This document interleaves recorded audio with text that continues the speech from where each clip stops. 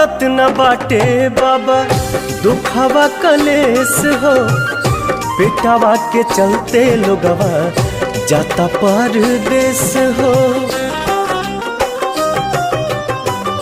कटत न बाटे बाबा दुखवा कलेस हो, बेटावा के चलते लोगवा जाता परदेस हो। बॉम्बे दिल्ली हबड़ा के हूँ जाता असम हो, इहे बात कहे आइल बानी बाबा धाम हो। है छूटी गईले घर परिवार हो, विशेष राज के मांगता दर्जा बिहार हो।